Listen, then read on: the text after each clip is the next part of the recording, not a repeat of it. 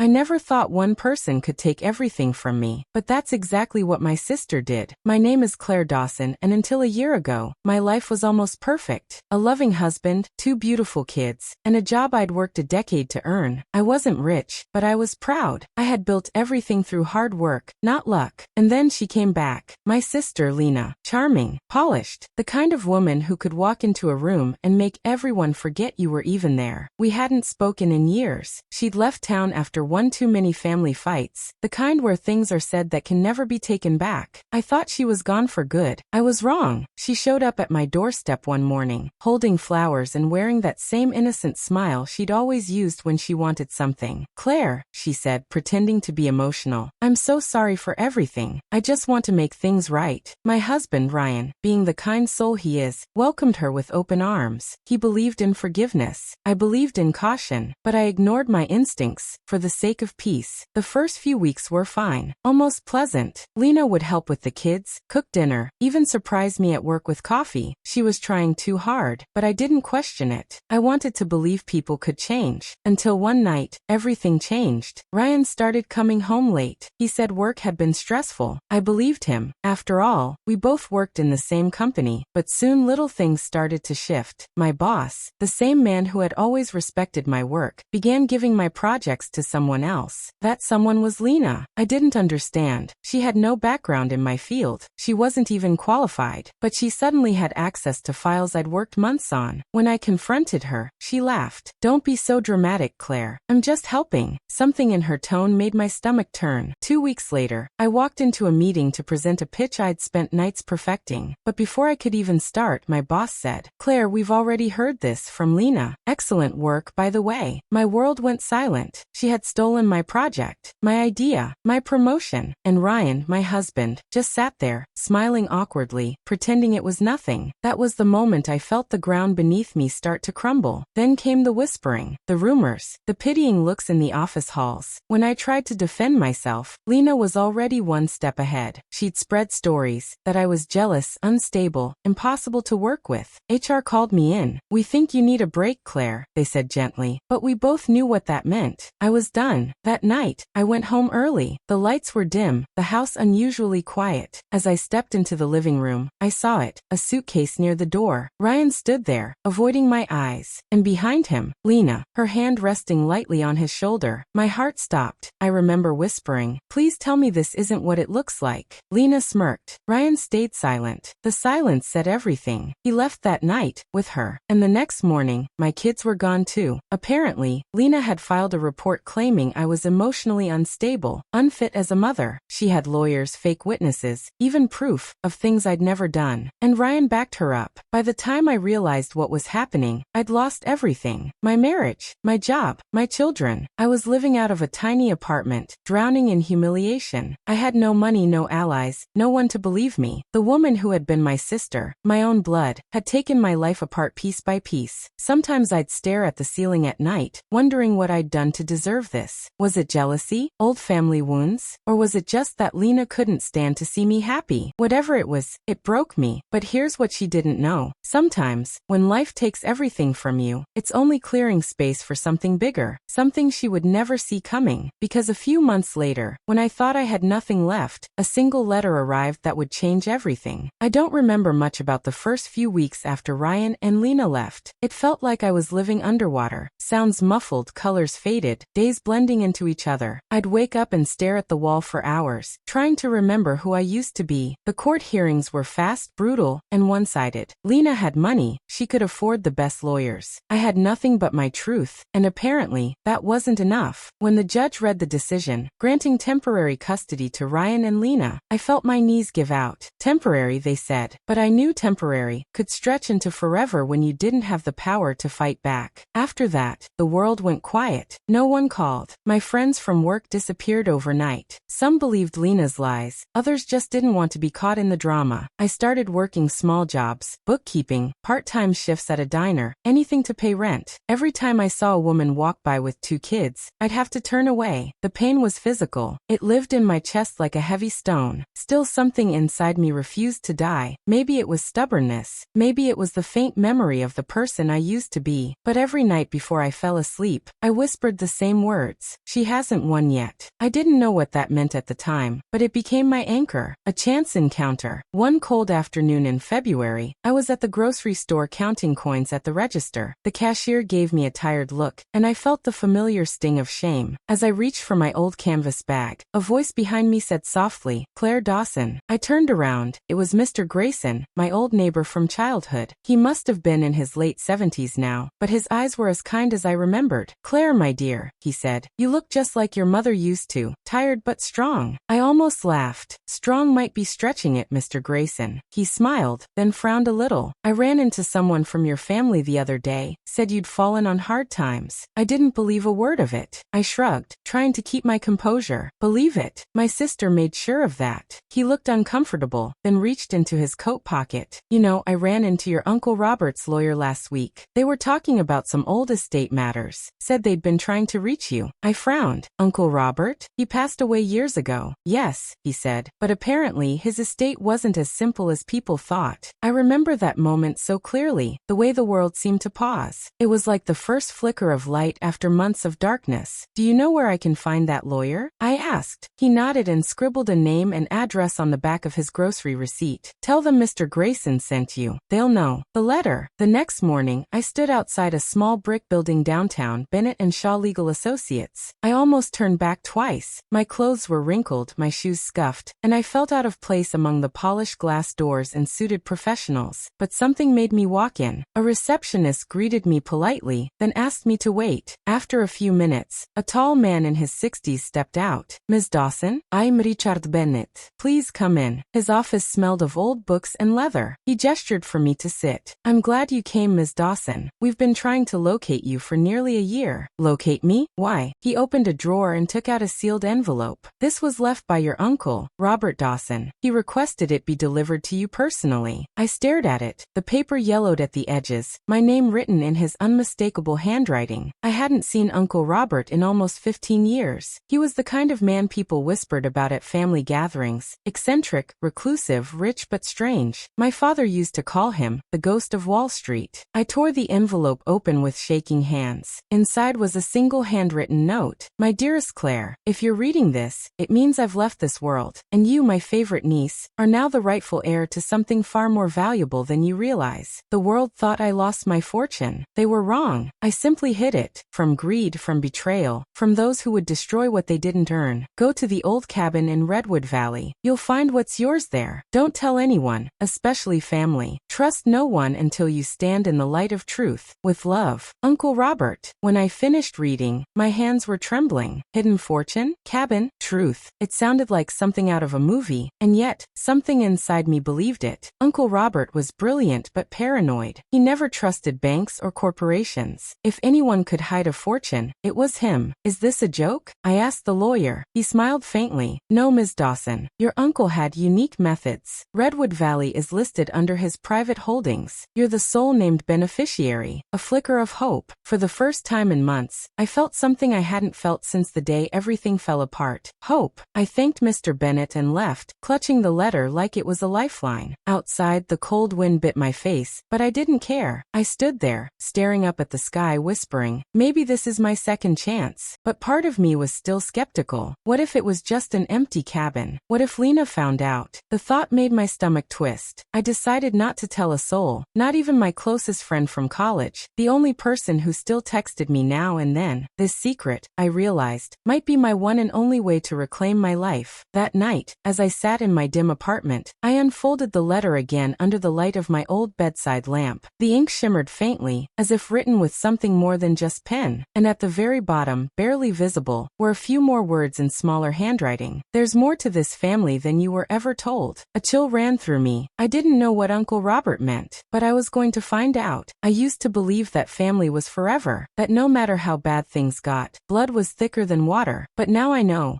Sometimes it's the people who share your blood who wound you the deepest. Lena and I weren't always enemies. When we were little, we were inseparable. She was the dreamer, and I was the responsible one. She'd come up with wild ideas, turning our backyard into a fashion runway, or sneaking into our neighbor's apple orchard. And I'd be the one making sure we didn't get caught. She used to call me her safety net. But as we grew older, something shifted. Lena began to crave attention like oxygen, and the more people admired her, the less she could stand sharing the spotlight. Our mother used to joke, "Two Dawson girls, one heart of gold, one heart of fire." At the time, I thought it was funny. Now, I think she knew something I didn't. The beginning of the rift. When our parents passed away, just 2 years apart, everything changed. Grief doesn't hit everyone the same way. I cried, I processed, and I tried to move forward. Lena, she broke, but instead of healing, she turned bitter. She blamed everyone, the world, the doctors, me, especially me. "You always get to be the good one," she'd say.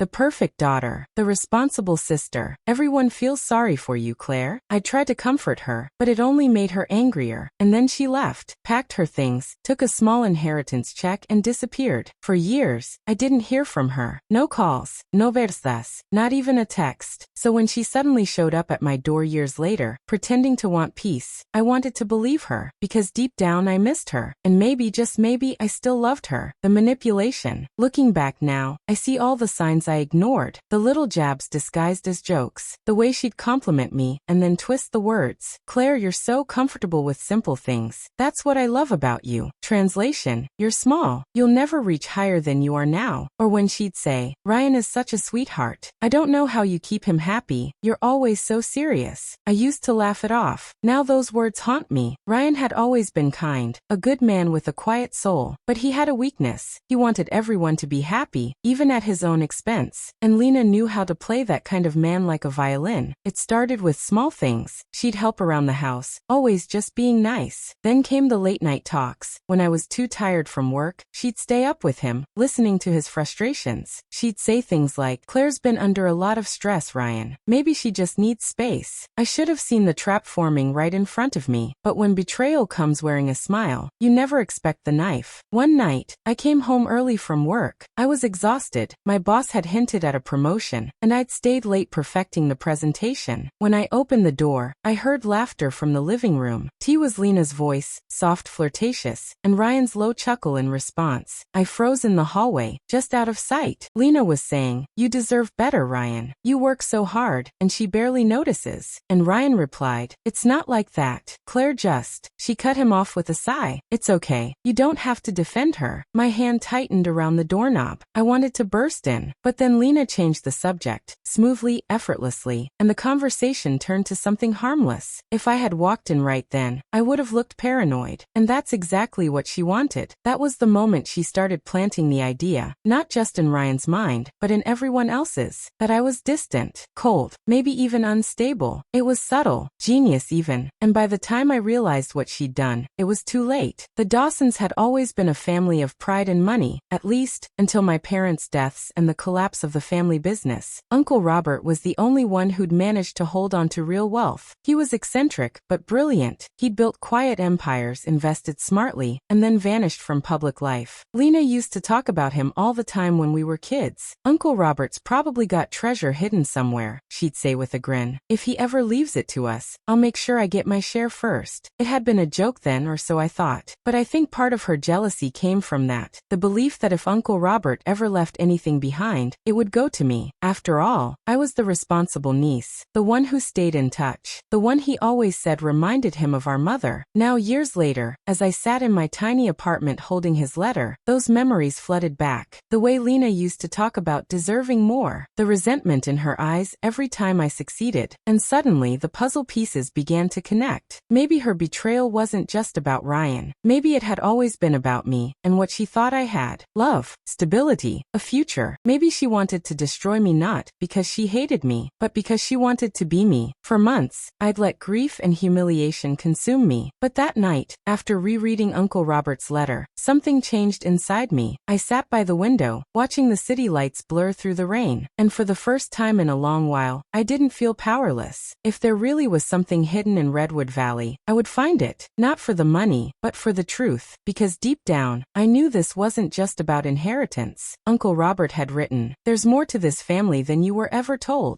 And if that was true, then maybe, just maybe, I could finally understand why Lena had turned into someone I no longer recognized. As I folded the letter and slipped it back into its envelope, I whispered to myself, "Let's see what secrets you were protecting, Uncle Robert." The next morning, I packed a small bag, withdrew the last few $100s from my account, and rented a car. The GPS said it would take 5 hours to reach Redwood Valley, a small, forgotten town surrounded by forest and mist. I didn't know what waited for me there, but one thing was certain. For the first time since losing everything, I wasn't running away anymore. I was running toward something. The road to Redwood Valley wound through miles of pine forest, the kind that swallowed sunlight and turned it into shifting shadows. I drove in silence, the hum of the old rental car echoing against the mountains. Every now and then, I'd glance at Uncle Robert's letter on the passenger seat, folded neatly but worn from how many times I'd reread it. "Go to the old cabin in Redwood Valley. You'll find what's yours there." Those words played over and over in my mind like a haunting melody. The drive took almost 6 hours. By the time I saw the "Welcome to Redwood Valley" sign, the sky had turned orange and violet, the air thick with the smell of rain and pine. It was smaller than I'd imagined, just a handful of shops, an old gas station, and a main street that looked like it had been forgotten by time. I stopped at a diner to ask for directions. The waitress, a woman in her 50s with kind eyes, looked up from her notepad when I mentioned my uncle's name. "Robert Dawson?" she said, surprised. "Haven't heard that name in years. He used to come through town sometimes. Kvittman, always paid in cash. Do you know where his cabin is?" I asked. She nodded slowly. "Up by Mirror Lake. Follow the dirt road past the ranger's post." But, she paused, leaning in a little. "Be careful out there. That place has been abandoned for a long time. Locals say weird things happen in those woods." I smiled faintly. "Weird doesn't scare me anymore." She studied me for a moment, then said softly, "You've got his eyes, you know. The same kind of sadness." It was nearly dusk when I found it, the old Dawson cabin. The dirt road twisted uphill, branches scraping the car like long fingers. And then through the trees I saw it, a 2-story wooden house, weathered but still standing. The windows were dusty, the porch covered in leaves, but despite the years of neglect, it had a strange dignity, like it had been waiting for me. I stepped out of the car, the air cool and damp against my skin. When I turned the handle, the door creaked open easily. The inside smelled of cedar and dust, old furniture covered in white sheets, a stone fireplace filled with ash, and shelves lined with books whose pages had yellowed with time. I walked through slowly, almost reverently. Every corner whispered memories I didn't know I had. Photographs hung on the walls, my parents, me as a child, even one of Lena and me together at some long-forgotten picnic. I touched the frame. She was smiling, her arm around me, and for a second, I could almost remember the sister I used to love. Then the memory faded, and I forced myself to keep moving. Upstairs, I found a small study, a heavy oak desk, a single lamp, and a shelf filled with journals. Most were financial ledgers and letters, but one, tucked beneath the others, had my name written on the spine. "For Claire." My breath caught. I opened it slowly. Inside were pages of my uncle's handwriting, but instead of numbers or notes, it was a story. It began like a confession. "If you're reading this, Claire, I need you to know why I left the family and what really happened to the Dawson legacy." He wrote about his early years, how the Dawson family's fortune had been built on lies and betrayal, how our grandfather had cheated business partners, silenced whistleblowers, and destroyed lives for profit. "I couldn't live with it," he wrote, "so I took what I could, sold my shares quietly, and vanished. The rest of them called me crazy, but I made one promise. The money I earned through honesty would never fall into the wrong hands again." I flipped to the last few pages. "Lena visited me once years ago. She asked about my estate. Her words were sweet, but her eyes were greedy. I told her everything was gone, and I watched her lose interest the moment she believed it." My hands shook as I read that line. He knew her. He'd seen through her long before I did. "Claire, I left behind enough to rebuild, to heal, to make right what was broken, but it's hidden for a reason. You'll find the key where the truth first came to light." And then, scribbled at the very bottom, a strange line, "Beneath the watchful eye." For hours, I searched the house for clues. Every phrase in that journal turned over and over in my mind. What did the watchful eye mean? The fireplace had a mantel lined with old photographs. One of Uncle Robert standing in front of the cabin, another of my mother holding me as a baby, and then I saw it, a painting above the fireplace, an enormous oil portrait of an owl, its eyes almost lifelike. The watchful eye. My heart started racing. I climbed onto a chair and examined the frame. It was heavy, but when I pushed on the right corner, it gave a little. Behind it, hidden in a hollow section of the wall, was a small metal box. My hands were trembling as I pulled it out. Inside was a set of keys, a folded map, and a flash drive. The map was old but detailed. It showed the property around the lake, and on it, a small X was marked behind the cabin near the woods. The flash drive had a label, "Play only when you're ready." The cabin had no Wi-Fi, but I found an old laptop in the study and plugged in the drive. It took a minute to load, and then the screen flickered to life. There he was, Uncle Robert. Older, thinner, but unmistakably him. He was sitting right there in the same study I was in now. "If you're watching this," he began, "then I was right about you, Claire. You were always the one who saw through people, except the ones you loved too much to doubt." His voice was calm, but his eyes carried a sadness I didn't understand yet. "This cabin holds more than just money. It holds truth, the kind that destroys lies but also reveals who we really are." He leaned forward. "The people you love, they're not who they pretend to be. The Dawsons have a curse, not of blood, but of greed. It's already touched your sister, and it will come for you if you let it." I felt chills run down my spine. "Follow the map, but be warned, once you find what I left, your life will never be the same." The video ended there, the screen fading to black. I sat in silence for a long time. Part of me wanted to pack up and leave, but the stronger part, the part that had lost everything, needed to know the truth. I stepped outside into the night with a flashlight, following the map's directions. The woods were silent except for the wind moving through the trees. Behind the cabin, near a large oak tree, I found a patch of disturbed soil. Someone had buried something there, years ago. I dug with my hands until I hit something solid, a metal case. It was sealed with a lock that fit perfectly with the key I'd found. Inside was a stack of old documents, several thick envelopes, and a smaller wooden box. The documents were legal papers, asset transfers, stock certificates, property deeds, the kind of things worth millions. And the envelopes, each one had a name written on it. One said for Claire, another said, for the one who betrayed her. I froze. Did that mean Lena? Inside my envelope was a letter and a bank statement. The statement alone made me dizzy. Several accounts under my name, untouched, amounting to more money than I'd ever seen in my life. $80 million.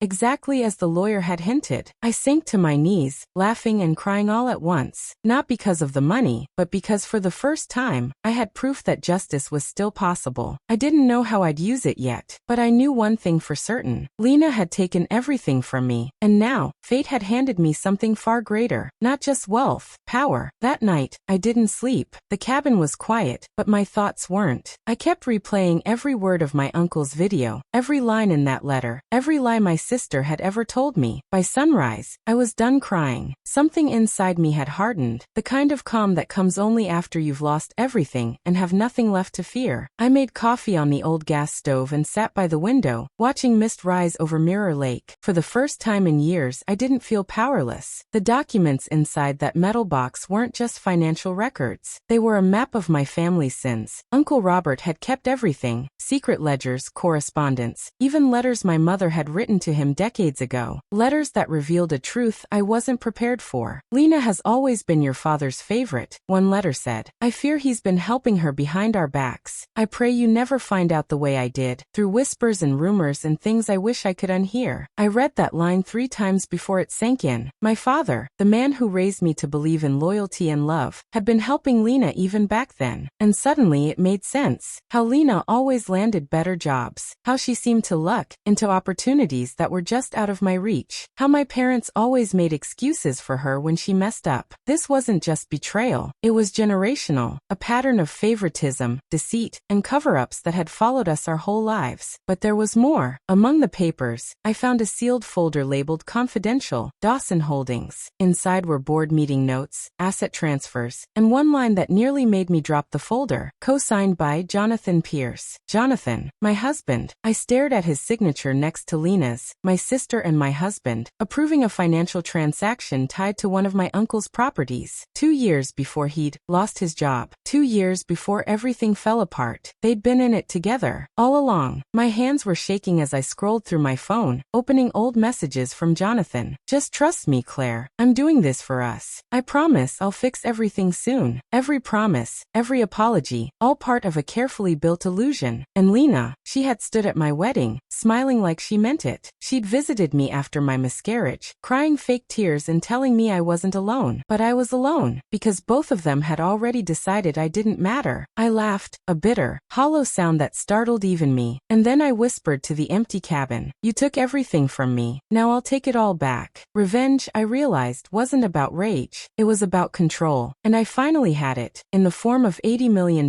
untouched and legally mine. The first step was to disappear completely. I drove into town, bought a burner phone, a prepaid card, and a used laptop. Then I called the lawyer who'd first contacted me about the inheritance. "Mr. Hayes? It's Claire Dawson." He sounded relieved. "Ms. Dawson, thank God you called. I wasn't sure you received my message. There's been, well, interest from other parties." "Other parties?" I asked, keeping my tone even. "Yes, a woman claiming to be your sister, actually. She insisted she was your legal proxy." I smiled slowly. "What did you tell her?" "That we only take instructions from the rightful beneficiary, you." "Good," I said. "From now on, if she contacts you again, I want you to document everything. Every call, every email." There was a pause. "Understood. Should I prepare the transfer paperwork?" "Yes," I said, "but keep it quiet. I'll come in person when I'm ready." 2 weeks later, I returned to the city. By then, I'd cleaned up, dyed my hair, and built an entirely new persona online. To the world, I was still missing. To Lena, I was broken and unreachable. I wanted it that way. The first thing I did was attend my cousin's charity gala, an event I knew Lena would never miss. I arrived in a simple black dress, no jewelry, no announcement. When she saw me across the room, her face froze. "Claire," she whispered, voice trembling. I smiled like nothing had ever happened. "It's been a while, Lena." She blinked rapidly, searching for the right expression: guilt, surprise, fear. She settled on fake warmth. "Oh my God, you look amazing. I didn't even know you were back in town. I wanted to surprise you," I said smoothly. "I've been doing some soul searching." Her relief was almost comical. The predator in her thought the prey had come home willingly. "I'm so glad to hear that. Maybe we can finally talk,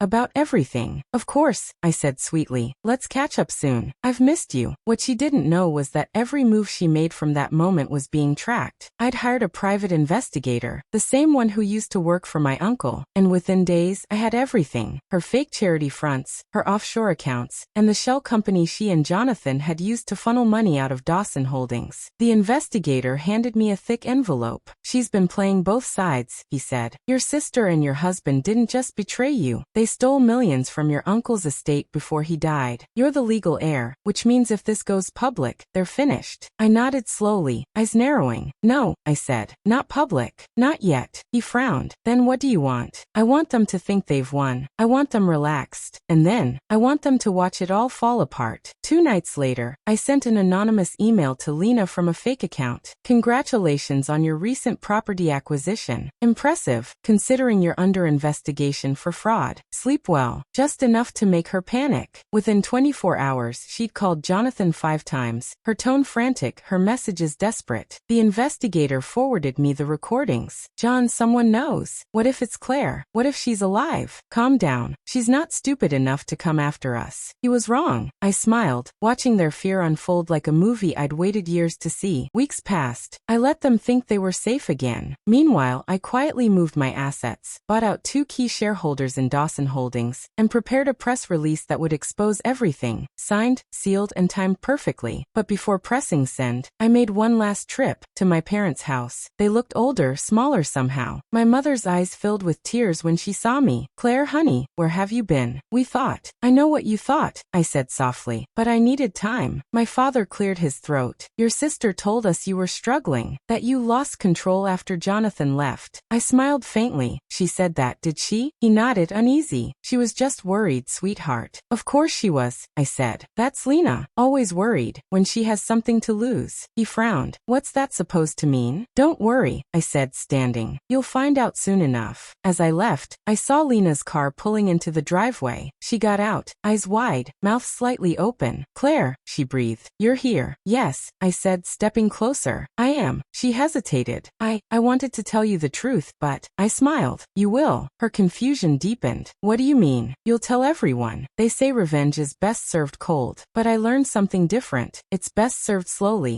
so the guilty can feel every moment of their own undoing. By the time I returned to the city, I'd already set my plan in motion. Lena thought she still held the power. Jonathan thought he still had control. But what neither of them knew was that I now owned 38% of Dawson Holdings, the company they'd stolen from, and soon I'd have the rest. The next morning, I made an appointment with the firm's CFO, a quiet, intelligent man named Gregory Latham. He had been with the company for over 20 years and knew where every number, signature, and secret was buried. When I introduced myself, he blinked in surprise. You were gone. I smiled faintly. Not quite. I handed him a folder with the documents from my uncle's box. As he skimmed through the files, his face paled. My God, he whispered. These are authentic. They are, I said. And they show that Lena and Jonathan diverted company funds into private accounts before my uncle passed. He nodded slowly. If this comes out, they'll lose everything. But what do you want me to do? I leaned forward. Help me give them enough rope to hang themselves publicly. The board of Dawson Holdings gathered in the same conference room I'd once worked in, a room that had witnessed both my humiliation and my comeback. Lena arrived in a white suit, her confidence radiating like perfume. Jonathan followed a few minutes later, looking uneasy but hiding it behind his polished smile. I sat quietly in the corner of the table, reviewing files as if I were just another executive. When the chairman called the meeting to order, I stood. Before we begin, I said calmly, I have some documents that might interest the board. Lena turned sharply. Claire, what are you doing here? Presenting evidence, I replied. The room fell silent as I placed a stack of papers in front of Gregory. He passed them around the table. Transaction logs, offshore account details, and signatures. Lena S. signature. Jonathan S. signature. This is absurd. Lena snapped. Those are fabricated. I met her gaze, steady and cold. You might want to be careful with that claim, considering your signature was verified by the company's legal department. The chairman frowned. Is this true, Mrs. Pierce? Jonathan shifted uncomfortably. There must be some mistake. There is, I interrupted. The mistake was thinking I wouldn't find out. The silence that followed was delicious. It was the sound of realization, of walls beginning to crack. The next day, I leaked just enough information to a financial journalist. Not everything, just the part that made it look like Jonathan had set Lena up. Within hours, headlines appeared. Dawson Holdings under scrutiny. Husband of CEO accused of embezzlement. Lena's phone must have exploded. By evening, I received the call I was waiting for. Claire, she cried. You did this, didn't you? Do what? I asked innocently. Don't play dumb. You leaked those files. I didn't leak anything, I said smoothly. Maybe Jonathan did. Her breath caught. What are you talking about? I saw the original logs, Lena. Only 2 people had access to those accounts. You and him. Maybe he wanted to protect himself. Silence. I could almost hear her mind spinning. Lies, she whispered, but her voice trembled. Maybe, I said softly, but ask yourself this. If it's not true, why hasn't he called you back all day? Then I hung up. Within hours, Jonathan and Lena were at war. He accused her of setting him up. She accused him of stealing from her. Their lawyers began to turn on each other, and I watched, unseen, untouched, as their empire cracked from within. 3 weeks later, Dawson Holdings announced an emergency shareholder meeting. The company was collapsing under scandal, the board demanding new leadership. Lena arrived with dark circles under her eyes, her confidence gone. Jonathan wasn't even invited. He'd been removed from all company accounts and was facing federal charges. I sat quietly in the back as the chairman spoke. In light of recent events, we must appoint a new CEO who can restore the company's reputation. Whispers filled the room, and then Gregory stood. I nominate Claire Dawson. The room erupted in murmurs. Lena's face drained of color. You can't be serious, she said, her voice cracking. She's not even. She's the rightful heir, Gregory said calmly, and the majority shareholder as of last week. Lena turned to me, eyes wild.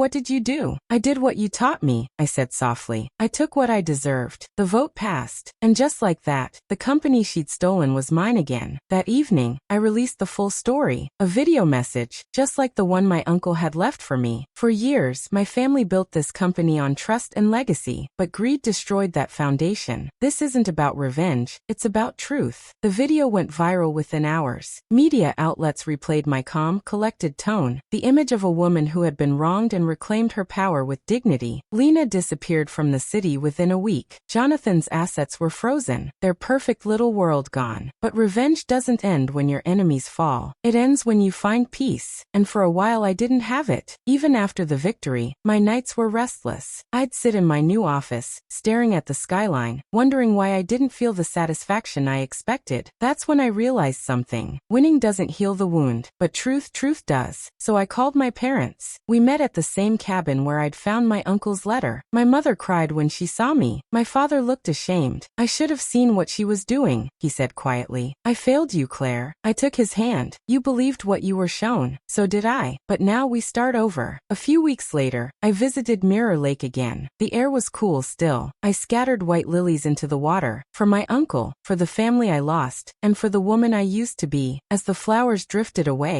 I whispered, "You were right, Uncle Robert. The truth is the greatest inheritance of all." Then I smiled, watching the sunrise over the lake, golden, quiet, and endless. For the first time in years, I felt free. It's strange, isn't it? How silence feels different after the storm. A year ago, silence meant loneliness. Now it meant peace. I sat in the garden of my new home. Not a mansion, not a penthouse, just a quiet house overlooking the lake, sipping tea as the morning sun painted the sky pink and gold. The chaos was gone. The noise, the lies, the endless need to defend myself, all gone. But peace, I learned, comes with a strange kind of emptiness. It's the quiet you earn after losing everything. After the company scandal settled, I stepped down as CEO. People called it unexpected. The press said I'd walked away from power, but they didn't understand. Power wasn't what I wanted anymore. I'd already seen what it did to people like Lena. I set up a foundation instead, the Dawson Trust for Women in Recovery, to help women who'd lost everything through manipulation, betrayal, or financial abuse. When I stood on the stage at the launch event, I wasn't nervous. For the first time, I felt like I was exactly where I was supposed to be. We all have our breaking points, I told the audience. But what defines us isn't how we break, it's how we rebuild. The applause was soft, sincere, and I knew this was my true revenge. Not ruining my enemies, but rebuilding what they thought they'd destroyed forever. Lena reached out 6 months later. An email, no subject line. "I lost everything, Claire. I know you'll never forgive me, but I had to say this. I never wanted to be you. I just didn't know how else to matter." I read it twice, and for the first time I didn't feel anger. I felt pity. I replied simply, "I hope you find peace, the kind that doesn't come from taking but from healing." I never heard from her again. Some said she moved to Europe. Others said she remarried under a different name. I stopped caring about which version was true, because for me, truth wasn't about exposing her anymore. It was about freeing myself from her shadow. My kids came back slowly, cautiously. At first, it was just phone calls, short, awkward ones, then visits on weekends. And then one morning, they asked if they could stay. "Are you sure?" I'd asked my daughter. She nodded. "Dad said you were different now, but I think you were just hurt before." That sentence broke me in the gentlest way possible, because she was right. I wasn't the same woman they'd left. I was stronger, yes, but also softer, in the right ways. We built new traditions, Sunday pancakes, movie nights, morning walks, simple things but precious. Every laugh, every hug felt like reclaiming another piece of the life I thought I'd lost forever. One fall evening, I returned to the cabin one last time. The air smelled of pine and rain, and the wooden floors creaked like they remembered me. On the desk sat the old metal box, now empty except for one envelope I hadn't opened. It was addressed in my uncle's handwriting, "For when you've found peace." My hands trembled as I opened it. Inside was a single note. "Claire, if you're reading this, it means you've survived what was meant to destroy you. That's your true inheritance. Not the money, not the company, but the courage to rebuild when no one believed you could. Keep it safe. Use it wisely. And remember, forgiveness isn't for them. It's for you." I closed my eyes, letting the words settle in. He'd known. He'd known exactly what kind of war I'd face, and what kind of woman I'd have to become to survive it. I sold the cabin a few months later, not out of bitterness but gratitude. I didn't need to hold on to ghosts anymore. I kept one thing though, the old gold key. I wear it now as a necklace,